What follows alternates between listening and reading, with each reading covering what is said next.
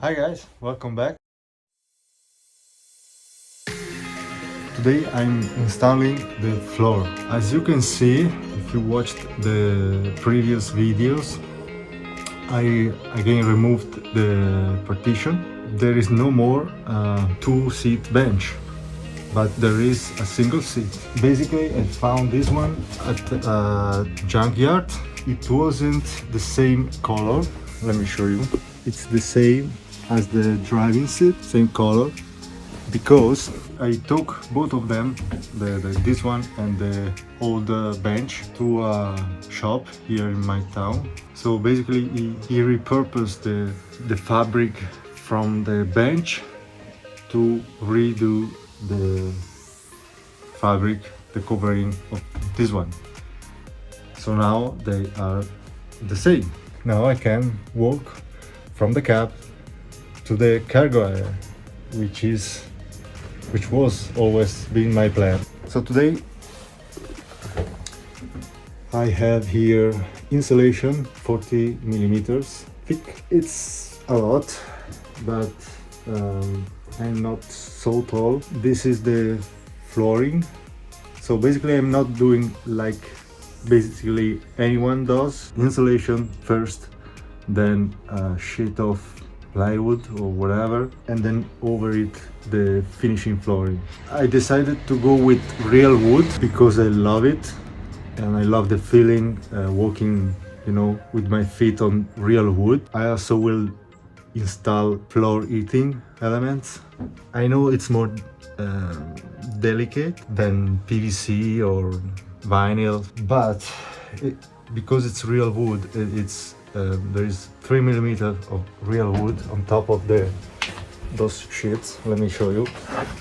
So this is it's a natural oak with oil finishing, so it's not painted. It's 3 millimeter real wood on top of poplar sheet, I guess. 14-15 millimeter thick, and I can glue the joint together when I'm ready. So basically at the end it will be a big entire sheet of 14 millimeters wood, like plywood will do. By doing this I have the same results, but with real wood. That's my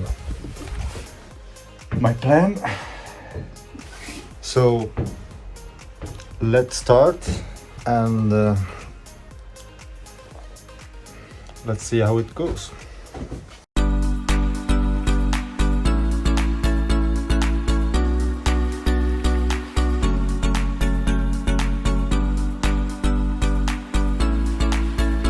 So the insulation is done. I didn't frame with with woods because this kind of insulation, it's very dense. It can support a lot of weight.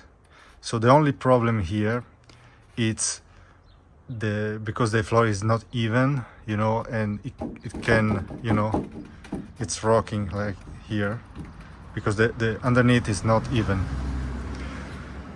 So to avoid this problem and make this floor rock solid, so I don't need the actual framing in wood, and then I will put the wood floor straight on top of the insulation. After the spray foam will cure, everything should be level and rock solid, one piece with no movement, and the insulation property will be much better like this than with framing. So that's my plan. Now I need to mark all the pieces so I can remember how to put it down in the same places. Then I will start piece by piece gluing it down with the spray foam. So I put down 4 panels just to have a starting point, a reference. And now I'm gonna lift up the first one, place some foam and put it down. Again, the foam is not expanding a lot. I'm ready. Not really, but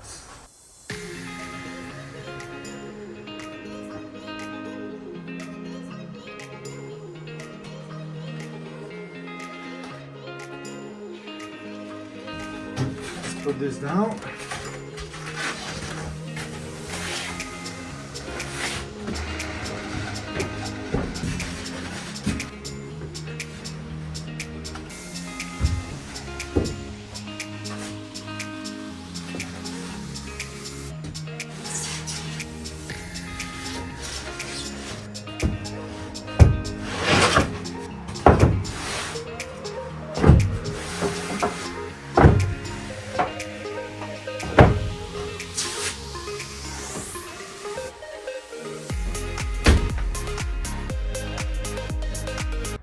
So guys, I did it.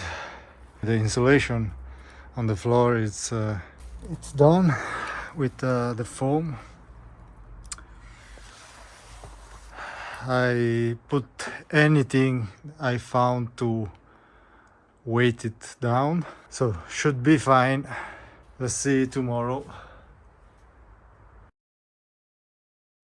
Good morning. So the subfloor, the insulation turned out fine. It's really solid.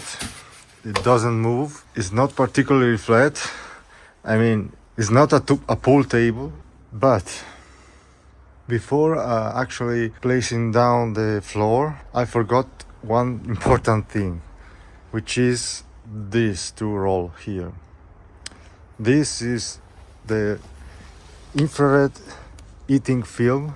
So they are a very thin plastic sheet, actually 2 sheets. So this is the company that I bought from.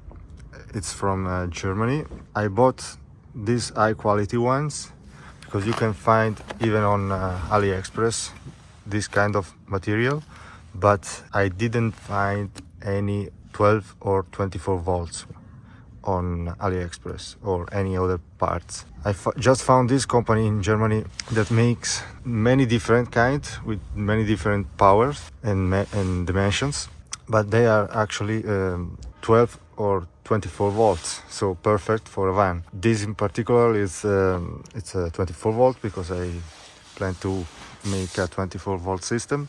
I will need to place this down, the wires, so I will need to cut a channel for the wires and a channel for a small pipe which is needed for the a temperature sensor. I have a bunch of them. So yes, I need to figure out the exact place based on my layout. Let's do it.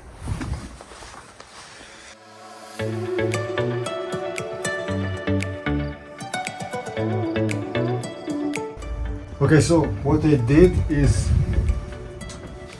I measured and I put this tape to account for the depth of the fridge. So the fridge comes until here because the actual heating element is the black one. This is just copper bus bar to carry the power. So the actual heat is coming just from this black portion. So, and then I measure based on the plan this one. I put it in the middle basically. So should be good. I think now I'm good to go, and I will just need to cut a little bit of insulation here to accommodate the wire, because this part here is a little bit thicker, and then a little channel for the wire and the pipe to carry this wire to the wall, so the shortest run, and this one as well to this side.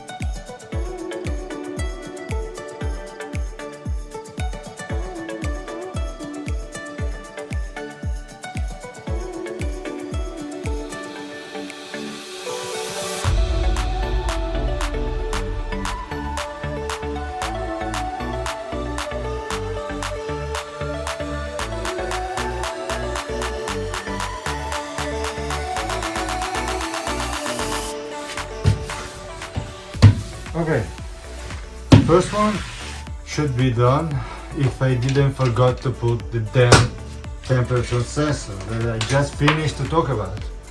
Damn it. Okay, let me just redo this thing. Finish. Everything looks good. Power sensor. I have two sensors just in case, because they are two different pieces, so I can see if one fail and the other one is still working. I can see that. It's not too much of a thickness, so for the floor it doesn't matter. For me it looks perfect. So here we go. I think now I need to just to figure it out the edges. Like here I left the space for a piece of wood because this is the step, and I need to prep the same thing on the back and maybe even there where the partition will sit. So I will cut those lumber, glue it down with Sikaflex in this case.